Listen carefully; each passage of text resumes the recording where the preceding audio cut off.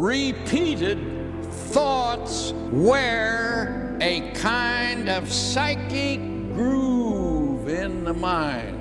A groove that gets deeper with every repetition. You see what that means? When you think you can't, and you tell yourself you can't, and you tell other people that you can't, ultimately you can. That is the way it goes. Keep it right in your head.